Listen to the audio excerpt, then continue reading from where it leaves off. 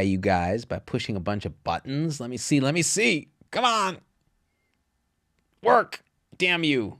Yeah. Okay, that worked. And then I got to make this work for YouTube. Oh, yeah. We did it. We did it. I did it like this. I did it like that. I did it with a wiffle ball bat. Oh, I'm on the run. The cops got my gun. And right about now, it's time to have some fun. The King Ed Rock, that is my name. And I know the fly spot where they got the dope. They got the cocaine? I don't know. I don't remember what he said. I don't remember, but it was good. Welcome, guys. Lisa Percy, Amanda Corrigan, Sue Sorensen, D. Fisher Taylor, Kathleen Jipe, Roms with Pipe, and Mary Lou Wentz on the Facebook. Already hit me with some stars on the Facebook.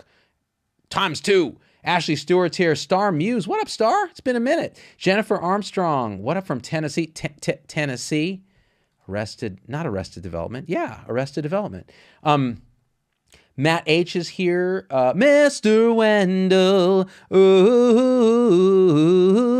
remember that? Erica Jean is up here from Locals. Just got back from rock climbing. Oh, hell yeah. It is great timing. Susan Morton says, hola. Jen Paladino. Oh, no. Padalino says, hey. What up, Padalino? And Rachel Hook. Hello, Tamara and Jane and Diane. All right, we did our romper room. Oh, what? Ashley's in Maui? No. That's not okay. I wish I was in Maui too. So I just got back from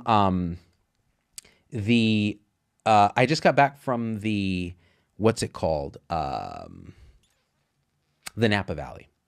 And sorry, I'm looking at Logan's texts here. Yeah.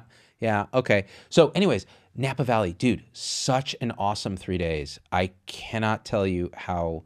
It's actually really interesting because I was, how I am. I'm a little type A, but I can get chill as fuck. Like when I zen out, I'm in a different dimension. It took me a good 48 hours to hit that point when I was in Napa. And we were staying in Yountville and we ate at these amazing restaurants. Where did we go? Our usual suspects and then some new ones. We went to North Block, which is, it got a new chef. It's right there in Yountville, and it was just the most unique food, like different spins on everything. Hard to describe. You just have to go there. It's called North Block Restaurant. It's in the North Block Hotel complex. So that place was amazing, and that was our first night there. And I was like, okay, this took a little bit of my edge off because I was like just wired up. And then the next day, and then we went biking that evening. And the next day, I think I told you guys the story. I took my kids biking in the morning for miles long bike ride on this cool trail that goes along Highway 29. And I got a flat. And I couldn't fix the flat for a variety of reasons. One, I'm an idiot. Two, I had the wrong inner tube size packed in my bike. Three, forget three. I had to call my wife to get us. Okay, so because we're like 5 miles away. So she comes, gets us. Then I go straight to a bike shop. They put in a new inner tube and inflate it and give me the wheel, and I go back. And then I take it back to the hotel where I am covered in grease trying to put this wheel back on near the lobby. And the valet's like, can I help you? I'm like, bitch, stay away from me. I'm hideous. Just covered in grease. The wheel would not go on. Like no matter what I did, it's a through axle. So you have to put this screw in through the rear wheel. It was a rear flat. So there's all kinds of, garbage, put the chain back on, whatever. That's minor shit. I'm an idiot. Just understand that. So I'm trying to get this thing through, and it gets through, it gets into the other side, and it won't thread. It just spins and spins and spins. No matter what I do, it won't thread. I put more pressure, it won't thread. I'm covered in the yucky oil, and they want me to put a mask on, and I'm like, shit, the mask's in my pocket. I'm not about to reach in my pocket with yucky hands. So now I'm getting all triggered that they're asking me to throw a mask on. So I'm just escalating to insanity. I'm in the lobby, in the circular lobby of this nice hotel complex, and the kids and wife are at the pool or something, and I just gotten back from the bike shop and unloading it from my car, and I just fucking lost my shit. Mentally, I was just every thought loop that you can get stuck in, I got stuck in, every single one, and I was just beside myself with rage. And it was funny because the thought process was this: how dare this fucking bike? In the years that I've had it, I've never had a flat. I get a flat when I'm out with my kids, and they were like having so much fun. Like, we were about to go up this cool hill with these beautiful vineyards and everything, and they've never done this, right? And they're just like, this is amazing. This is the best thing ever. And I'm like, hold on, guys. I think I have, oh shit, I have a flat. So I'm like, woe is me. Like, the universe hates me, right? Violins playing. Kids, of course, don't give a damn. They blew it off. They're like at the pool. They don't care. But in my mind, I'm like, I'm letting my family down, right? In reality, it's it's this distorted thought pattern of life should be fair. Things should work out. If you put in effort, it should be immediately rewarded. And you just have the right to all these things. And all of that is erroneous thinking. Not only is it erroneous thinking, it assumes an underlying belief structure that is also wrong, right? Which is, you are a separate thing from the rest of everything, and that everything doesn't happen. Everything doesn't just happen. Somehow it requires you to make it happen, and so on and so on and so forth. And also just the straight up distorted thinking, like, who cares if you have a flat and you can't ride bikes? You'll figure something else out. You're in the most beautiful area ever, and you're with your family, right? But so the thought loop is just spinning out, and I see it, I watch it happen, because meditation, right? So I'm watching my mind fall apart and feeling my blood pressure rise and feeling that, like, pressure and like, urgh. And, the guy's trying to help me, the valet's trying to help me get the rear wheel on, and neither one of us can make it work. And so I go into the lobby to try to wash my hands so I can get my mask out. And then I get yelled at by the lobby guy. Oh, you got to put a mask on, sir. And I'm like, bitch, do you know who I am? I'm Z-Dog MD. I've been vaccinated. But I didn't say that. I was just like, I don't, yeah. He goes, I have some hand sanitizer for you. And I showed him my hands, and I was like, does it look like hand sanitizer is the answer to this problem? It was such a dick thing to say. Like, I was being a complete cocksucker, and I knew it. And so this is what happens. So this is an interesting little ride. You're just like wired up and pissed, right? So I go back. I can't even look at my phone because I can't get in my pocket to get it because I'm all greased up. So the guy helps me bring the bike with the back wheel flopping everywhere back to my room, because it's all like a single. We're on the bottom story and so on. It's a really nice place, actually. And then I get back to the room. He leaves, and I go in the back. And then we have a little patio, and I'm like, okay, I'm going to fix this thing. And I spend the next like 2 hours basically trying to put this wheel back, and it just will not line up. I'm Googling stuff like why, no answers to my question of why this thing doesn't thread. And so I'm like, again, mind, like, why, what's going on? Anger. And then it's combined with this undercurrent. So if you watch your mind, if you really investigate what's going on in your mind, you find some really interesting things that you'd probably rather not find. And in fact, your ego tries to hide them from you by repressing them and then projecting some other, defense. So, if only this had happened, then this would happen. I deserve this, that, all this other bullshit, right? This is all, by the way, the morning after we arrived. So we arrived that evening, that late afternoon, and then the morning after, it was that morning. And I'm watching, and I go, underlying all this is some kind of like sense of shame that I can't get this thing to work. Like, here I am supposed to be, this dad, and we lugged up all these bikes, and the kids were all excited, and I can't do this. And therefore, there's some deep sense of unworthiness. Like, deep down under all this, I'm angry because I'm really angry at myself for not knowing what the fuck I'm doing and letting this device defeat me. And then there's a deeper layer of shame. Because I'm experienced in meditation, I can watch my mind and go, this is shameful, what's happening in my mind. Your mind isn't supposed, you're supposed to be able to watch these thoughts and let them go. That's the kind of more advanced stages of realization, but I'm not at those stages. So instead, all I can do is watch in horror as everything I'm taught about the mind spinning out of control actually happens. And so it's just bouncing around like thought storm of just anger and anxiety and shame and grief and just misery. And then, of course, Then, this is the beautiful thing about the mind.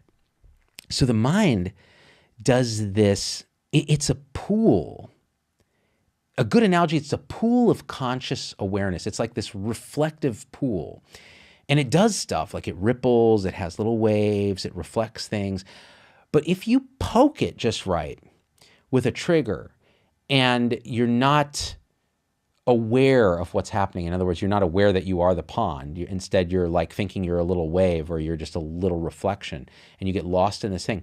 What'll happen is it'll start reflecting in a loop of different things that will spin out. That's what the mind does. So thought reflects out another thought, reflects out another thought.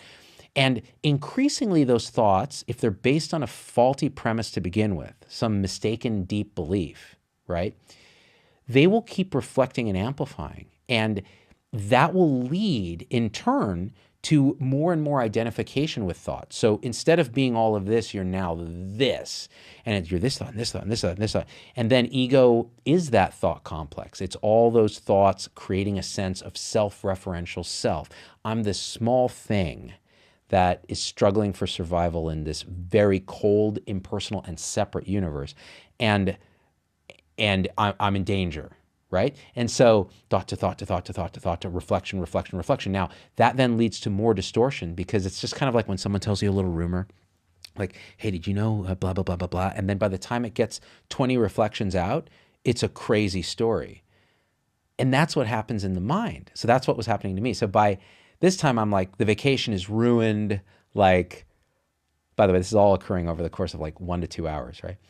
Vacation's ruined. Like, I'm going to throw this bike in the trash. It's like a fancy bike. I'm like ready to toss it in the garbage. I'm so angry. I'm mad at everybody. You know, nobody's in the room. I'm by myself. They're all having fun at the pool. They're texting me, Daddy, come to the pool. We're having so much fun. And I'm just like busy trying to fix this bike, right? Stupid, totally stupid, distorted thinking. So black and white thinking. If I don't get this, then everything is ruined. Overgeneralization. Without being able to bike, how can we possibly have a good time? The whole vacation is going to be ruined. This mistaken fallacy type thinking where you go, oh, but I invested so much time in bringing the bikes and packing them and giving up other stuff so that we could have room for the bikes that now I have to use these bikes. So the idea of throwing good money after bad, right? Like continuing to double down because you already spent time, forgetting that all you have is the present moment and you can start fresh at any time. And none of that matters, right? So all these thought distortions spinning out. And I'm watching my mind do this because unfortunately, or actually fortunately, that's what I practice in meditation, right? You're watching your mind. And as you get older and you're trying to get wiser, you're trying to learn how your own mind works and see how your own thought patterns. Now remember, this isn't your fault. This is unconscious conditioning. This is how human minds work. We're conditioned from birth for these reflections to occur. Our only path of liberation is to recognize it and then start to attend to our real identity, which is the pool itself, and then watch it. And as you watch it, sometimes it just stops doing what it's doing. So distorted thinking, angry, all the cognitive behavioral therapy distortions are happening. I'm miserable, truly miserable. Like, it was crazy. Like, I'm in the most beautiful place in the world. Family's in the pool. Everybody, for all intents and purposes, having a great time. And I'm so unhappy, like just suffering. And it sounds stupid, but we've all kind of been through this kind of thing, right? Dumb thing. And I'm just in this thing. And so what I ended up doing was I said, okay, I'm done with this. My wife came back and she could tell that I was like off my rocker, right? Because it happens like once every couple of years or something. I just lose my mind. And maybe more often than that. It just depends. It's probably about every couple of years. And she could just tell, oh, he's off the rails, right? Like he's going through this thing. And I just told her, I go, I'm in a thought loop that I can't escape. I cannot, I'm obsessed with this bike and why it won't work. And I can't be happy until the bike is fixed, but I know that's the stupidest thing in the world. So what I need to do is go get in that like fancy steam shower that comes with this room and sit there for a while and work this out like meditatively because I need to break this loop. So it's funny. So then I go, Like I'm all covered in grease still. I go take a shower, and then it's got this fancy steam shower. So you sit in there, and I set it to 120, so it's like super hot. And by about like 5 minutes, it's like you're covered in sweat and there's steam everywhere, and it's hard to breathe because it's so hot. And I swear to God, it was like some Native American sweat lodge. Like I was watching my mind just release these thoughts, watching the thoughts, like in 3 dimensions, turning them around, seeing that they had no basis in reality, but seeing that they also had a right to be there. Like part of the problem is the resistance to the very thought patterns that are harmful. And that resistance implies that the thoughts have no right to be there. Of course they have a right to be there. It's the nature of our minds to be this kind of reflective pattern generator at times. And emotions have a right to be there, physical sensations have a right to be there, and thoughts have a right to be there. The problem arises when we get lost in the thought stream and aren't able to see that. So I was watching that, and I actually said, oh, feelings of shame, you're welcome here. This is great. Like, I understand you're trying to keep me safe. You're trying to not let me look like an idiot in front of people. I get it. Thank you. You stay as long as you need to stay, but I see you for what you are. You're a pattern of energy and awareness, and you're evolutionarily designed to keep me, safe in a social setting. Great. Thank you. And watch it just dissolve. And then the next feeling and the next feeling. And I'm sitting in the steam room, and it's all just releasing. And so I get out, and I'm a 200% different person. The whole family knows right away. They're like, oh, he's back. And we went on with our day. We had an amazing dinner at Bottega, which is a wonderful restaurant out there. They've fallen off a little bit because we've been there a few times, and I think with COVID, maybe they have different staffing, different chefs. So the usual dishes that we love, we didn't love as much, and the service wasn't as good because they were probably understaffed. But you forgive them because it's COVID, and you're just so happy to be eating inside and all of that. And so the next day, and I promise I'll read your comments. I'm just in this state that I want to get all this off my chest. You guys are my therapist. So that night I was already like so happy. I slept. Oh, sorry. And the other piece of the shame component is, was I snippy with like the people in the hotel because I was in a bad, in this mental state? Was I like, real on edge with them?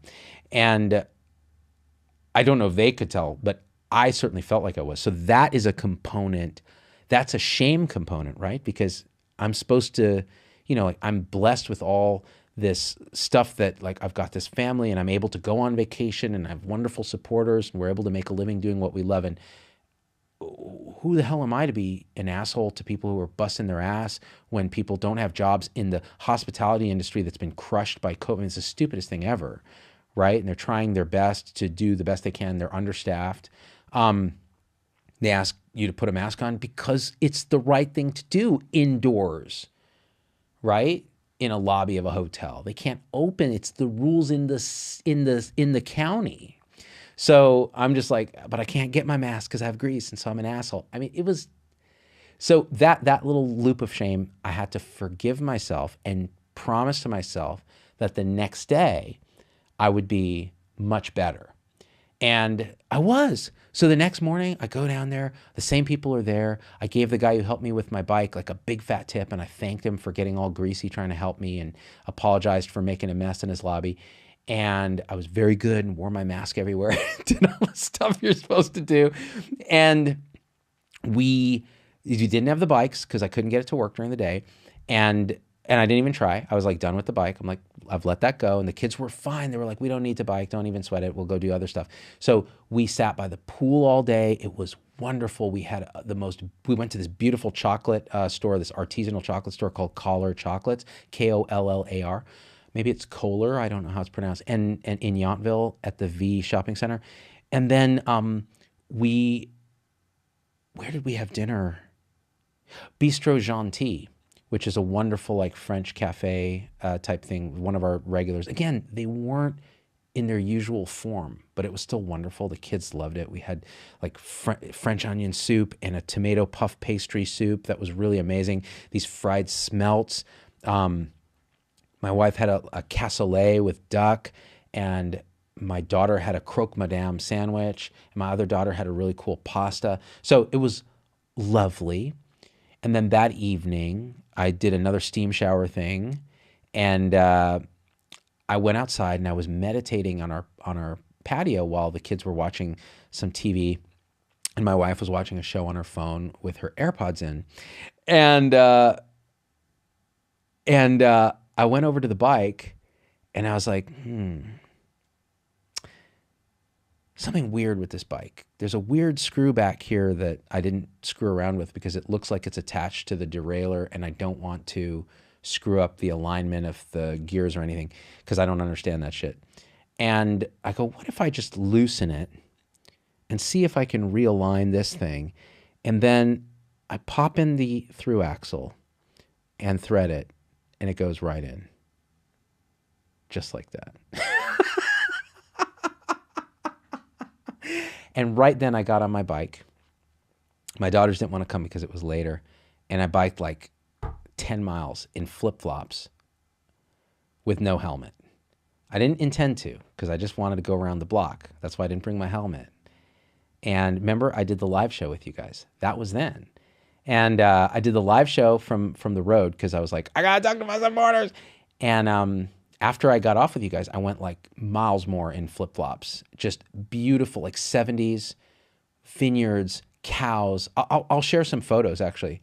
It was amazing.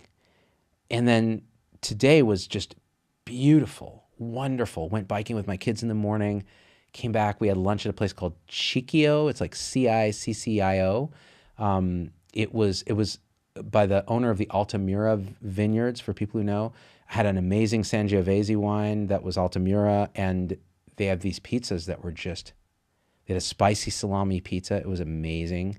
And, you know, each day I'm working too. I'm doing stuff like, you guys saw I put up those videos, and I answer emails and do all that and plan shows. I'm going to be on Michaela Peterson. That's Jordan Peterson's podcast soon. So that's going to be fun, talking to her about all things alt-middle.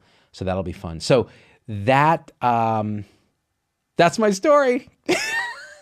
And I'm back, bitches. Connie Lell says, okay, sounds fun, flip-flops and all. Yeah, it was so enjoyable.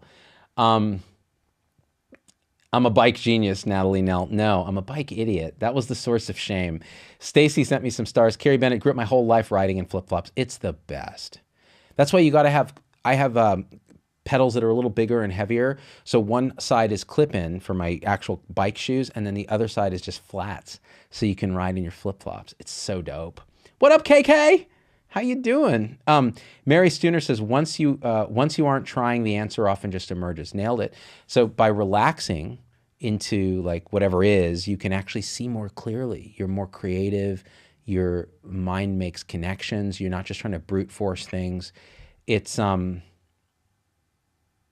pretty awesome. Ciccio is how I'd pronounce it. Kristen Andrews. I think you're right. I think it is Ciccio. Mary Steener's Napa Valley looked beautiful. It was so awesome. What up, alt middle KK? Let's look on the YouTube side. Note to self: don't be a dick. Beth Dennis, right? That was the punchline on that. You're in the country, no helmet needed, right? Lisa Goodman, I know. The only thing is, like, cars would go flying by at like supersonic speed, and they were big trucks full of equipment and stuff. So that was not safe, and it's bad role modeling for my kids. But whatever. In the end, you got to be you. Claire Lawler, and that is why I married an engineer, right? You sure did. Don't marry a doctor. Nicole Para, when are you appearing at Michaela's podcast? We're still working on a date. It's going to be fun. I watched their podcast with her, Jordan Peterson, her dad, and Russell Brand. That was a great podcast. It really, really interesting. Russell Brand is woke, and he's smart. He's like super smart. His mind makes all these connections super fast. I'm very impressed with that dude. Like, I'm just like, I want to be you, dog. You're awesome. I IJ Heller says, this zero tolerance abstinence risk culture is to blame for people being on edge and lashing out at others. I agree. I mean, I think it's generated a cultural sphincter tone that is so high that you can't help but not live up to it. Like how, we talk about like mask shaming and all that all the time. I think the way to think about it is much more visceral. It's a feeling of, I do think it comes back to this excommunication from the tribe and unworthiness. It's a kind of a shame that then leads to anger. So you're like, well, why the fuck should I wear this shit? Because I remember that happened to me once with a security guard. Like I'd forgotten my mask and I was going into my life. I told you the story. I was going into a locked UPS store. And guys, look, I'm actually into wearing masks in closed situations with other humans when the pandemic is raging. It's probably a good thing, right? So I'm not an anti-mask or anything like that. I'm just not an insane lunatic. And so, this security guard, old man, was like, hey, people are dying. You need to wear a mask. People are dying. And I wanted to tell him, bitch, I know that. I'm a doctor. I talk about it like every night on my show. I forgot my fucking mask and I'm walking into a locked UPS store that's empty to get my mail. No one's in it. But you got to realize he probably deals with true, like really raging anti-maskers all day who are like hurling epithets at him, right? And then I come in and he's had it. But the edginess, the amount of tension and the sphincter tone, in the end, it was because I was like, God, I fucking forgot my mask. I'm an idiot. And then your mind spins out all the reasons why you're not an idiot. No, you're not an idiot. He's an idiot. He's the guy who's fucked up. I tell you, man, if I were younger, if I were 10 years younger, I would have no insight into how my mind works, and it would just happen. And all you would do is create suffering for yourself and others. And that's all you would do all day, every day, And that's like how we go through a lot of our lives, just unconsciously. Like even when you're conscious of it, there's suffering, but at least you're able to find some degree of being able to move beyond it, being able to try to do better, being able to forgive yourself, being able to forgive others, being able to find a homeostasis that is much more blissful and peaceful. And I think that's very attainable for most people, for all people. It's our birthright because that's how we're born. We're born in that open, non-conceptual state. And then it just all clumps on. And our conditioning actually creates a lot of suffering for us. It also creates survival for us. We need it. But, so, let's see. Carrie Bennett, I walked out of my office to the bathroom and completely forgot my mask. I do it all the time. KK Moody says, thanks for your voice of reason. So, Kay, I mean, come on, look, you're an ER doc. I'm a hospitalist. When we see insanity that just makes no sense, it's just very hard to sit still, right? Like, it's so.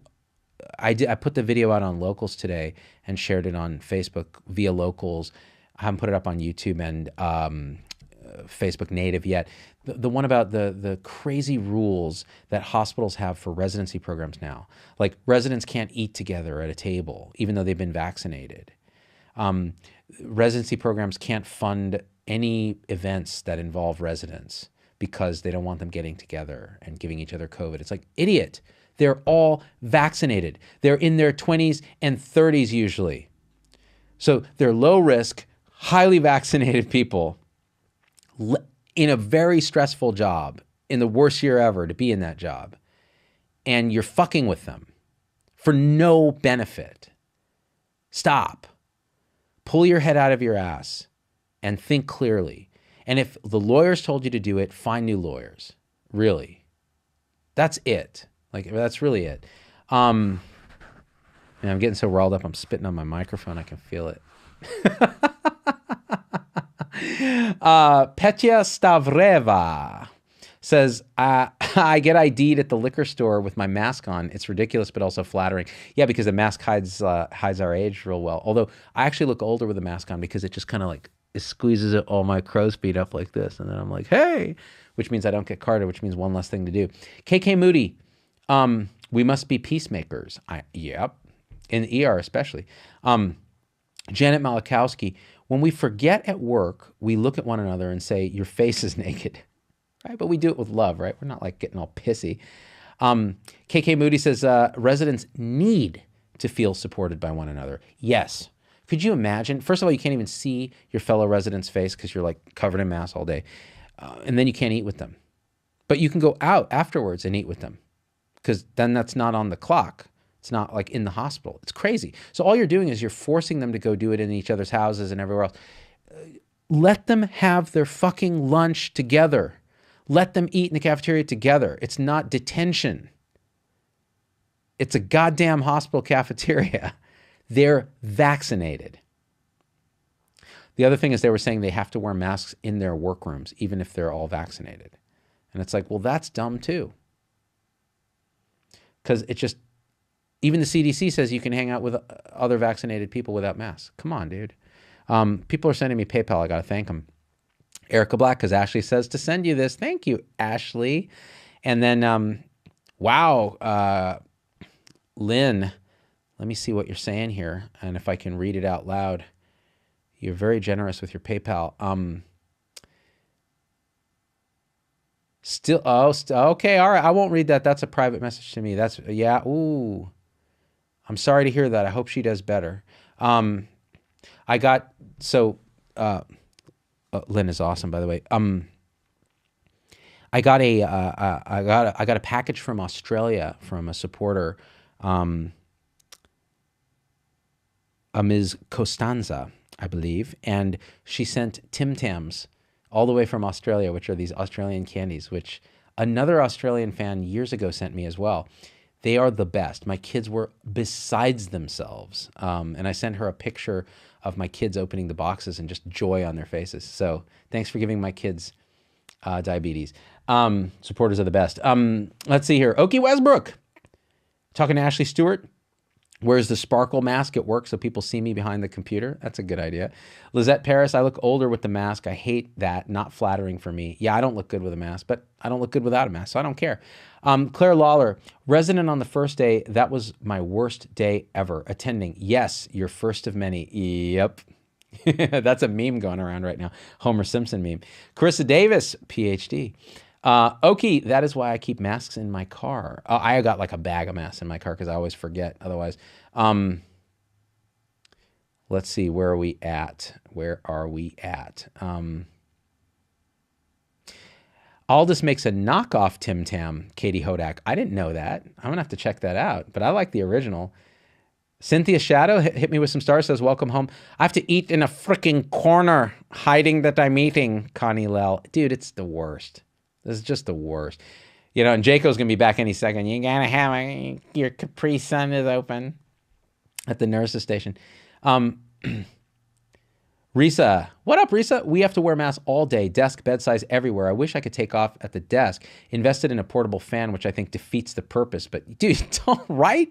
And Risa, you've even had COVID already. It's like, come on, people. There's Lynn. I have to find the Tim Tams on Amazon. No. Tim Tams are only special when someone from Australia sends them to you with love. That's when they're special. If you buy them on Amazon, they're no longer special. Then they're obtainable. They're really special when they're unobtainium, which is what they are for me. And I'd like to keep them that way. Because I know, Lynn, you will find them and send them to me.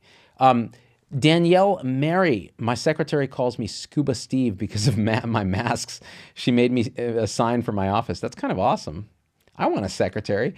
Erica Black, I keep a clean mask in my purse. Dude, I need a man purse is what I need.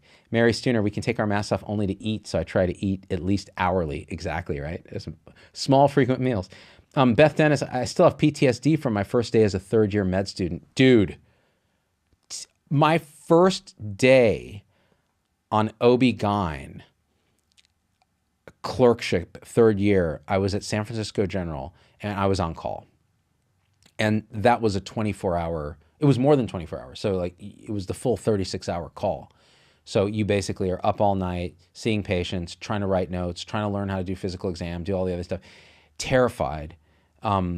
It was, I don't think I mean, I am who I am today because of that experience, but man, that was a low in my life.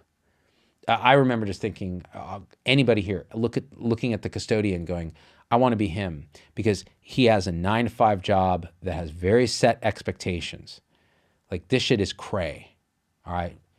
Vaginas, babies popping out, crazy OB residents like yelling at me. San Francisco General, so like the population is just like so disadvantaged. You are overwhelmed with a sense of hopelessness. You're just like, ah. And yeah, that was day one. And it only got worse from there. Claire Lawler, Z-Dog, I need a man purse. Tribe sends thousands of man purses. You know, that's exactly what will happen. Exactly what will happen. Oh, man.